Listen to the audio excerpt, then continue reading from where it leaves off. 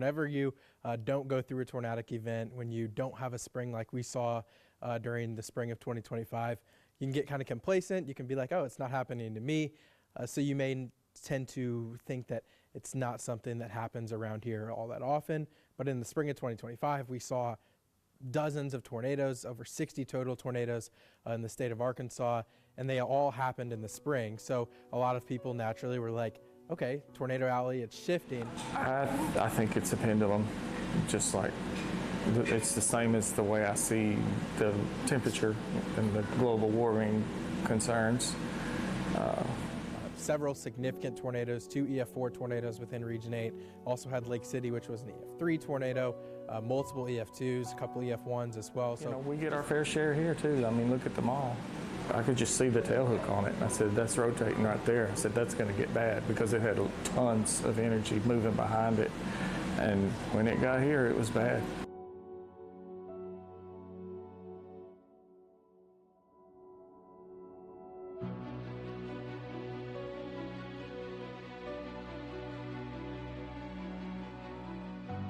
Just a wide variety of different storm intensities, but also just varieties when it comes to the impacts that we felt with the flooding, which was kind of a secondary impact in a way, but it became the primary impact after the tornadoes moved through, and the flooding was probably one of the more widespread impacts that we felt all across the area.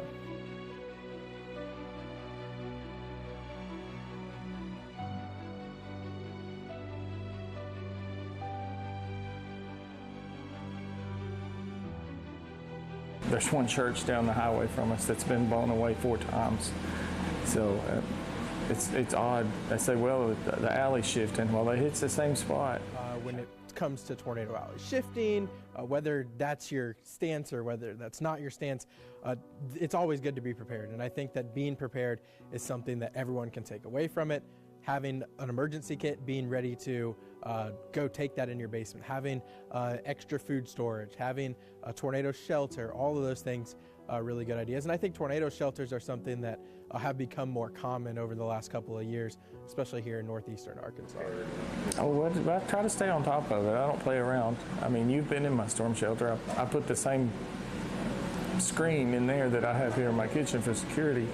We don't have to sit out on the front porch and say, it sounded like a train coming through. We can sit in there in safety and know if something's coming through or know if we need to contact somebody and not have to risk safety being outside to do it. Being a meteorologist, someone who got into this field because I cared about the people, I saw how it impacted people, coming to here, seeing how it impacts people here, seeing how it impacted us during the springtime, just was huge. And I think that it was really cool to be a meteorologist and see how you could have an impact on someone's life, how we could go out in the community days after, months after, and just talk to people and them understanding how not only difficult weather forecasting is, but how appreciative that they were during that moment, that not only that we were accurate and on time, but also just that they were able to get the information that they needed when they needed it most.